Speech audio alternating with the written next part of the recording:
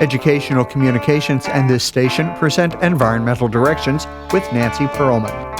On this series, we explore the effects of human influence on the Earth's ecosystems and discuss solutions to environmental problems which affect the quality of life on this planet. Environmental Directions gives you the kind of information you need to help you participate in decisions impacting your community, the nation, and the world. Now, here's your host, Nancy Pearlman. Hello. My guest is Jenn Engstrom. She is the State Director for the California Public Interest Research Group, known as CALPIRG, and she was the former Deputy National Director for Student PIRGS, or Public Interest Research Groups. Welcome. It's a pleasure to have you with us. Thank you so much. Excited to be here. Your organization has been working for decades on various environmental and social issues that affect our health and how we live our lives. Let's begin with some of the advocacy that you are promoting in Sacramento and around the state of California. Everything from plastic waste issues to stopping the overuse of antibiotics to banning single-use plastic bags, getting renewable energy. Let's focus first on that waste issue because there's a big movement to ban single-use plastic bags, foam cups, takeout containers, but even plastic bags that aren't single-use will be in our landfills for centuries. Why are we not eliminating all of this kind of waste? Great question. I think we should. In California and really across the country and the globe, plastic waste is a huge problem.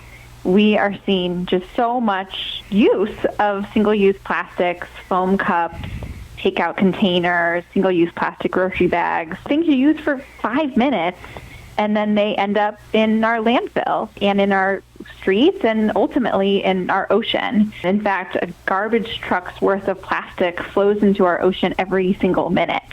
And then the reality is there's no way, right? It doesn't decompose. It breaks into small, little, tiny microplastic pieces, which ends up everywhere from the Monterey Bay to even Lake Tahoe has found this type of plastic, and even in our own bodies. It's actually estimated that we eat a credit card's worth of plastic every single minute because it, ends up in our water supply and even in the food that we eat, which is a huge problem. So we should be working to, ban these just unnecessary single-use plastics, like plastic bags, foam cups, takeout containers. We've been working for decades to make that happen. We've made some progress. So California was the first state to ban single-use plastic grocery bags, which is great.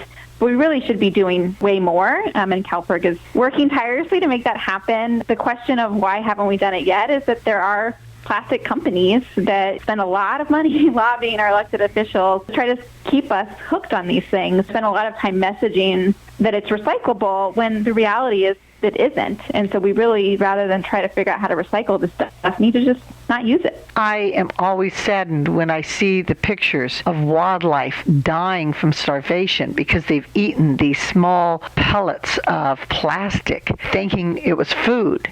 Whether or not it's the sea turtles or birds, plastic has caused a massive problem for wildlife, and yet it continues to be thrown away and inappropriately dumped in such a way that it gets into our water bodies, it gets into land masses where the wildlife see it and get caught in it, whether or not it's the plastic rings, which were banned from 6 cans of sodas and beers a long time ago, but the plastic pellets that decompose are still affecting wildlife.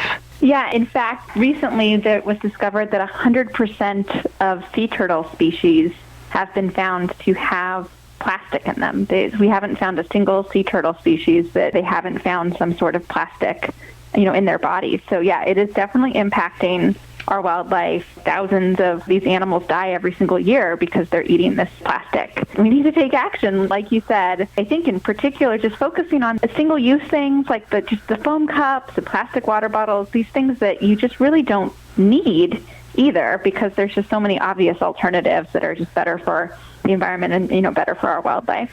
Let's talk about some of those alternatives, because we know that carrying our own tote bags has become much more common and acceptable. We keep them in our cars. We're used to now taking them into stores. We know that there are cups and plasticware that can be made out of bamboo or other kinds of biological plant materials that will decompose and not cause a problem. So the takeout containers don't have to be styrofoam. They don't have to be plastic. They can be reused paper. People are now accepting the fact that they can get cardboard and other kinds of products made from reused material. Yeah, definitely. And in fact, there's several cities that have taken action to ban the use of things like foam, polystyrene, so that kind of, styrofoam cups and takeout containers. So we know it's totally possible. Lots of cities across the state where I live, Culver City, I used to live in Santa Monica. When you go to the stores there, going to even the Subway, they have paper bags for the sandwiches, and they don't give you a straw. You have to ask for one. There's a lot of places I go where there's paper straws. We just need to take it to that next level and take it statewide. You're working on getting state legislation such that there are new laws that ban some of the bad material. But isn't it the corporations that are really responsible and need to make the change? I mean, look at the fast food industry. They're the ones that are massively involved in takeout containers. Why have they not made the switch? Who are the good guys? Who are the bad guys? Yeah, great question. We have done some work to advocate to get companies to take action themselves, because it is true, they can just do it themselves. And some have. McDonald's actually committed to not using any kind of foam cups and, are just using paper cups, so that's great. We need more. One of our campaign targets right now is actually working to get Whole Foods to take action by, as a grocery store, committing to moving away from all the single-use plastics that they use for their deli section. There's just so much of those, single-use plastic items. And in particular, Whole Foods we're targeting because you were one of the first grocery stores to commit to moving away from single-use plastic grocery bags. But since then have really done not very much else and are falling behind other grocery stores. This is the action we need. We need these companies to say, we're going to commit to moving away from these single-use plastics. There are just a few countries in Europe that have a full cycle requirement that companies that create waste collect it back, whether or not it's packaging, whether or not it's the bags. We don't have that in this country. We tried, I think, at one time to have grocery stores take back the plastic bag, but most people haven't changed their consumer habits and want to use those bags to put garbage in and take it out and dump it in the trash can. So some sort of change needs to be made in terms of our consumer habits. Yeah, it is true that so many other countries outside of the United States are doing great when it comes to just producer responsibility, requiring that the companies actually are responsible for taking back the single-use plastics and responsible for actually paying for the process of making sure that things are properly recycled. And I think that's great. We are starting to see some states move in that direction. Maine actually is one of the first states to pass a producer responsibility law, just putting more of the responsibility on companies. That being said, I think when it comes to some of these products, the problem is that they're just not actually as recyclable as we would want them to be. I mean, there's this new phenomenon people are talking about called wish cycling, where, you really wish something is recyclable. You want to be able to do the right thing and to turn it back into something else. But some of this stuff just really isn't, and instead we should move to the tote bags, move to paper bags. Better to move away from it. I think it's only like 15% of things that we put in the recycling bin in our state in California actually end up being recycled. A lot of the stuff we think is recyclable isn't. Something we actually are excited to report that the California state legislature just passed a law that it would require that plastic companies only put the recycling symbol, the chasing arrow symbol, on things that are actually actually recyclable, because it's a huge problem that people are really confused by what really is recyclable or not, and we just need more good transparency on that issue. Having that symbol on products that weren't being recycled was very misleading, and I'm glad to hear that there is a new law saying the item really has to be recycled, and not that it might be able to be recycled someday, sometime. Mm-hmm. You are working on many different issues related to both health and the environment. Let's talk about a few more of those. For example, you want to remove lead pipes and faucets to address lead contamination in water. Years ago, there was a movement to remove lead out of paint because children would be eating paint chips off of the sills, and it would have lead, and it would cause health problems. But yet we still have lead pipes in our old buildings and our old homes.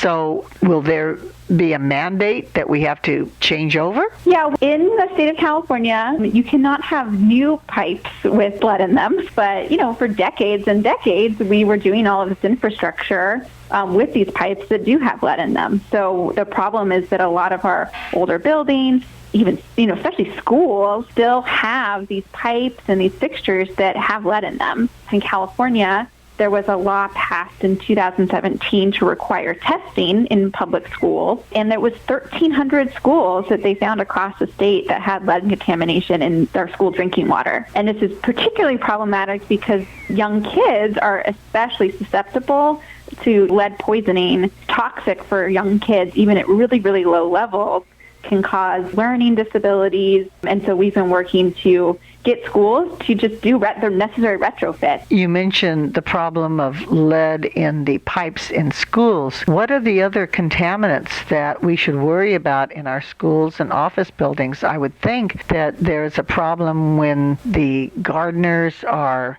spraying toxic pesticides and herbicides on the grass and other plantings at the schools, and they're not using non-toxic materials to control pests. Yeah, that is the other issue actually that we have been working on, is toxic chemicals in Roundup. So this is a common herbicide. It's actually been found to cause cancer. The workers who are the ones spreading it have been found to actually have cancer caused by this toxic chemical. So we've been working to get the state to ban Roundup. What do you recommend to tackle the rodents, insects, and other critters that one might not want in one's home, school, classroom, office building? The reality is there are so many alternatives to these products, and it's just that the companies that are making some of the ones that aren't as good for us keep pushing people towards theirs. But also we just need to make sure that if there are bad chemicals in our products, that's just not allowed. We're going to talk more about our health and our environment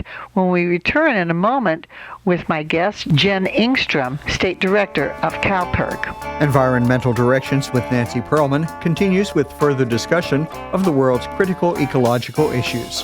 For more information, you may call 310-559-9160 or go to www.ecoprojects.org. Now, here's Nancy. I'm speaking with Jenn Engstrom, State Director of the California Public Interest Research Group. One of the major areas that is getting so much attention is that of energy, and the need that we should go to renewables. Many environmental groups and yours have advocated 100% renewable. Apparently, the University of California is now committed to 100% clean electricity by 2025. That's wonderful. That's only a few years away. Why did California commit to it, but only until 2045? Yes, great question. So we have made some really good progress on this issue in our state, in California. California was the first state to commit to 100% clean electricity. It is true, it's by 2045.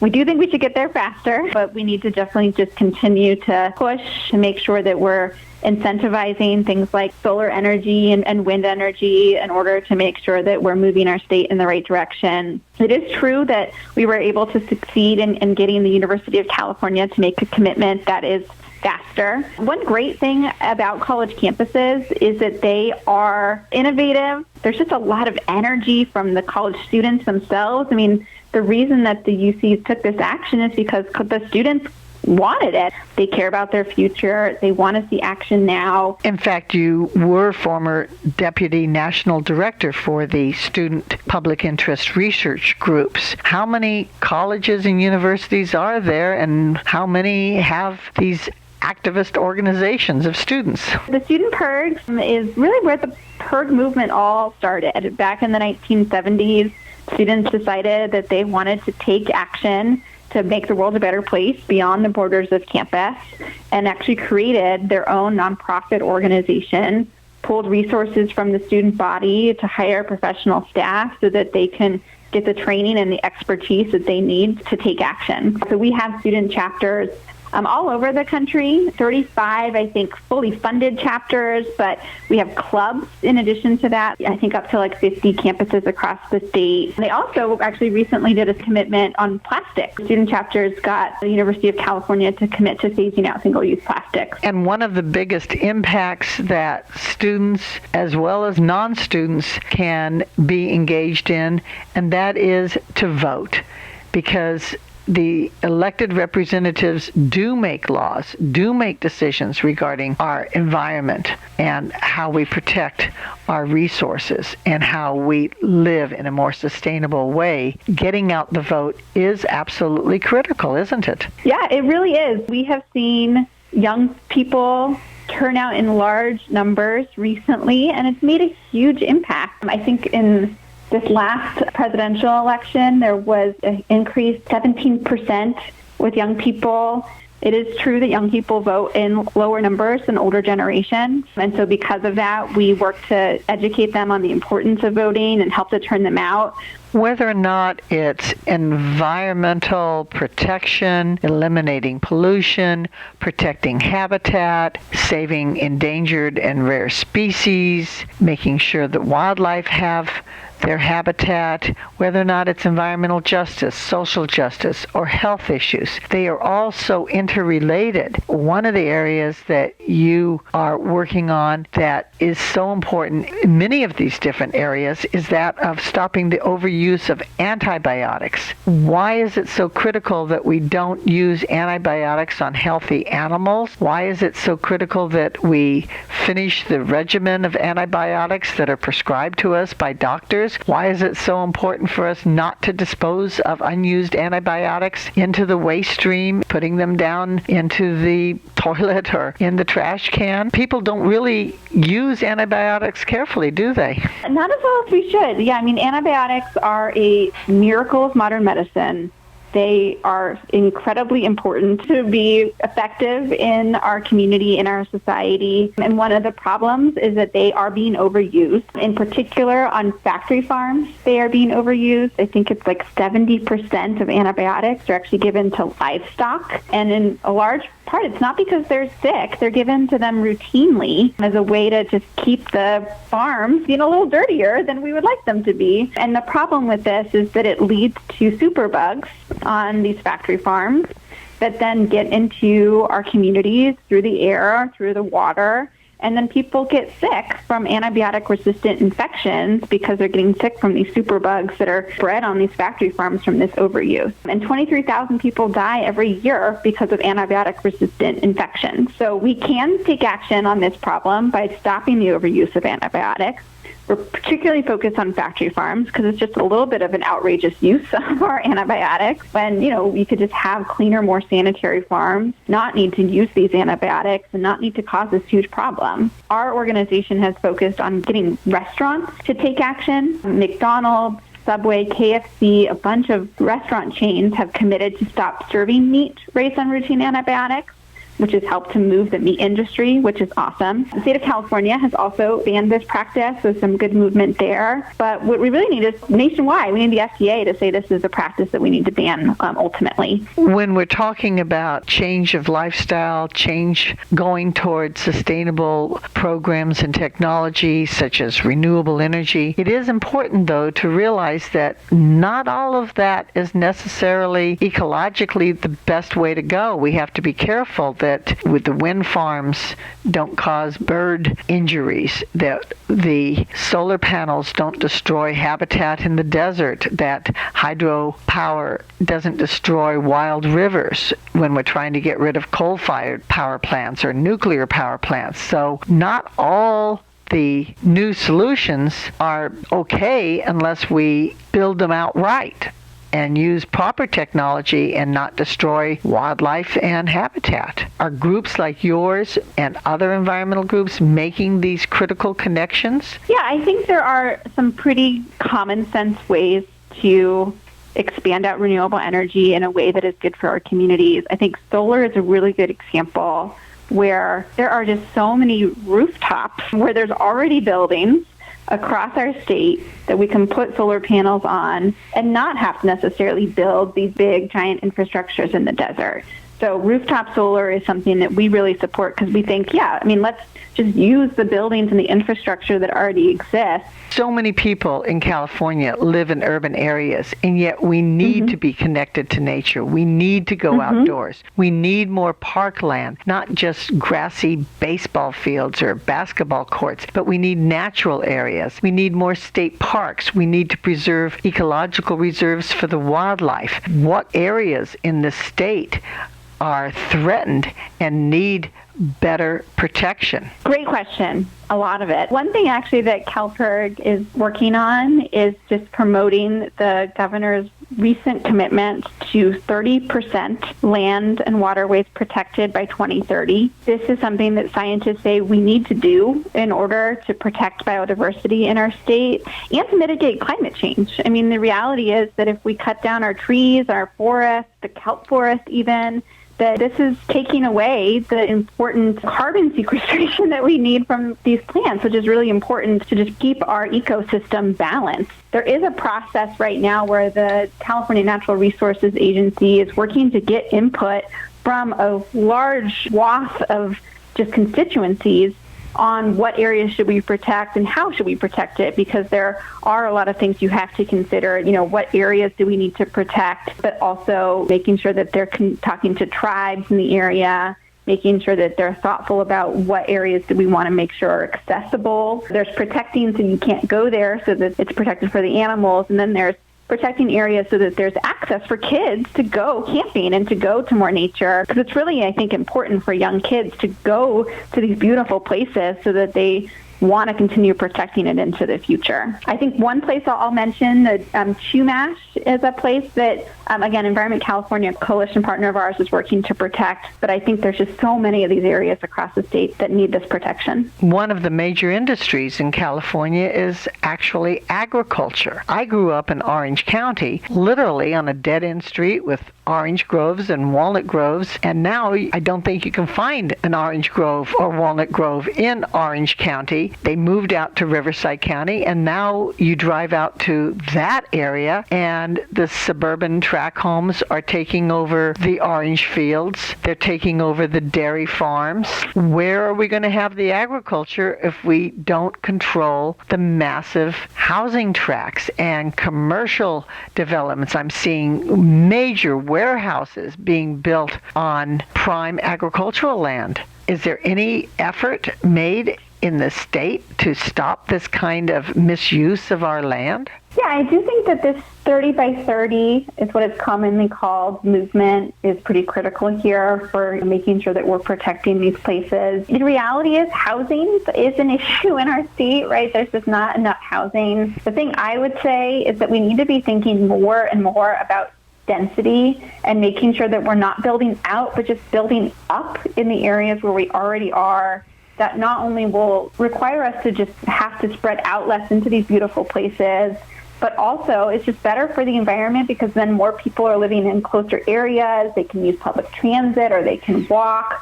Less cars. You mentioned transportation, and I don't like flying anymore, and I would love to get on a high-speed train from Los Angeles to Sacramento to San Francisco. What is holding that up? Great question. Actually, this is one of the first campaigns I worked on when I was in college. In 2008, I worked on the initial proposition to start funding for high-speed rail in California, and it has just gone through years and years of a lot of setbacks, a lot of just kind of not in my backyard, people debating or arguing about where exactly it's going to go, and then just lack of, I think, excitement to continue funding it. It's something that we need to continue pushing for. People have finally awakened to the fact that climate change has happened and is serious and is changing our weather patterns, is changing the way nature is responding to those very changes. We're seeing massive hurricanes that are worse than ever before, flooding. We're seeing fires. And yet what frightens me is that the movement to go and clear cut our forests and to get rid of the snag forests, which are so critical to wildlife and which actually have less fire impact if the snag forests remain than in areas that have been clear cut, that the movement to destroy our forests basically is getting stronger because of the fires. Can we educate the public that there are better solutions to handling our forests so that they're not burning so extensively? Yeah, totally. Last week, I actually just went up to the Humboldt Redwood State Park. The thing I was really delighted to see is actually just the park itself was educating people on wildfires and how actually suppressing the wildfires has caused them to be bigger. So wildfires are actually a natural part of protecting the forest. There are hundreds of new bills introduced in the state legislature regarding everything from the environment to education to health to social issues. What are some of the other areas that you are paying attention to? A few other areas I'll quickly mention that we're focused on. One is on transportation and making sure that our transportation is clean. And then we're also just focused on things like more public transit and making sure people are walking and biking and there's enough bike lanes. But a big priority for us in this area is on buses and making sure that we're transitioning to 100% electric buses. Our state has actually already made some good commitments when it comes to electric vehicles and transit buses, but we need to get school buses to also move away from that diesel that's really not good for kids' health and their lungs, and towards electric buses. So that's a big priority for us. And then the other thing I'll mention is just our kind of consumer defense issues. So there are, just products on the market, things like Venmo, or we're doing a report next week on robocalls, just things that are impacting us as consumers that we're just working to educate people on how to protect themselves against things like fraud or just other issues that may come up as well. We don't have time to talk about all the legislation that you're working on, all the programs that you're working on, and over the decades you've worked on many different areas of concern. What are some of your successes and what are some of the other current issues that we should be concerned about? Yeah, well, I can let you know just quickly about the things that just recently passed the legislature. It's actually a really exciting time to talk to you, and we worked to get some pretty important bills passed just this last summer. So one I'll mention is on our Get the Lead Out campaign. California, again, just passed legislation to have the nation's most stringent restrictions on lead in faucets. So that is awesome. And then we've also worked to get several school districts to take action, I mentioned, so Los Angeles, San Diego, and Oakland, to make commitments to test for and address lead in drinking water, and are continuing to work to get other school districts to do the same. Also, on our plastics campaign, some good progress there too. I'd mentioned this, new law that requires companies to only put their recycling symbol on things that are actually recyclable. That being said, the next big thing we're working to do right now, and one of our biggest priorities, is working to pass the Plastic Pollution Responsibility Act, Plastic Pollution Act.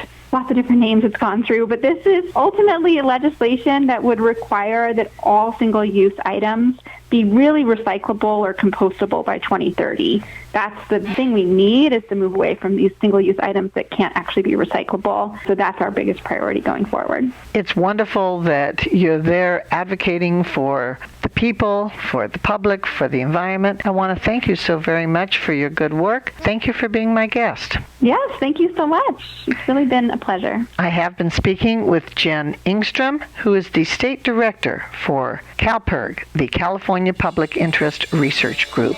I'm Nancy Pearlman. Thank you very much for joining us, and do tune in again next week. If you would like free information about these environmental issues, go to www.ecoprojects.org or call 310-559-9160. Environmental Directions with your host, Nancy Perlman, is a community affairs program of the nonprofit organization Educational Communications and this station.